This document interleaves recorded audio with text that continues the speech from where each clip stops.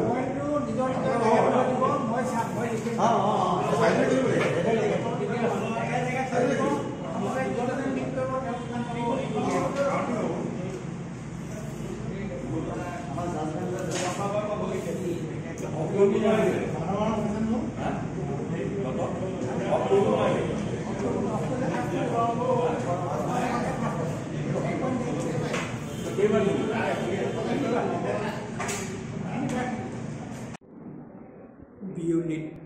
যোৱা 5 জুলাই 2023 আমি বিয়লি মনোৰঞ্জন নামেৰে এটা অনুষ্ঠান আৰম্ভ কৰিছিলোঁ বয়সস্থসকলৰ যিটো বৃদ্ধা বা 60+ বয়োজ্যেষ্ঠসকলৰ কাৰণে আমি এটা অনুষ্ঠান আৰম্ভ কৰিছিলোঁ জাষ্ট মনোৰঞ্জনৰ কাৰণে এতিয়া এইটো আজি আমাৰ এবছৰ আমি পূৰ্ণ কৰিলোঁ সফলতাৰে এই এবছৰীয়া বৰ্ষপূৰ্তি অনুষ্ঠান আজি আমি অনুষ্ঠিত কৰিবলৈ আয়োজন কৰিছোঁ এই অনুষ্ঠানত আমি বিভিন্ন যিটো সৰু আমাৰ খেল ধূলা বা অন্য যিকোনো কবিতা পাঠ বা অন্য সেইবিলাক আমি অনুষ্ঠান কৰোঁ সেইবিলাকৰ আমি যোৱা এবছৰত আমি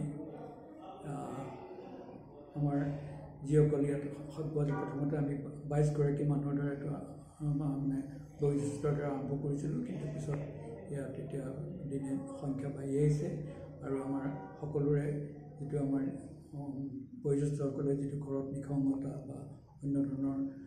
বৰ্ডন বা সেইবিলাকৰ পৰা অকণমান আঁতৰি ৰাখি এটা অকণমান মনটো ভাল পাবৰ কাৰণে এই দুঘণ্টাৰ এটা আমাৰ ইয়াত অনুষ্ঠিত হয় সপ্তাহত দুবাৰকৈ এই গতিকে তাৰ পৰা আমি ইয়াত যি সদস্যসকলে বা যিকোনো অন্য সকলোৱে খুব উপকৃত হৈছে বুলি ভাবিছোঁ আৰু সেইকাৰণে আমি ইয়াক কেনেকৈ ইয়াৰ পৰিসৰ বঢ়াব পাৰোঁ তাৰ কাৰণে আমি চেষ্টা চলাই আছোঁ আৰু আমি সকলোৰে সহযোগিতা সহায় সহযোগিতা আশা কৰিছোঁ ইয়াৰ মোৰ আমাৰ কীৰ্তিশ্বৰ হাজৰিকা স্মাৰক ন্যাসত যি বিয়লি অনুষ্ঠান অনুষ্ঠিত হৈছিল যোৱা বৰ্ষৰ আজি দিনটোতে আমি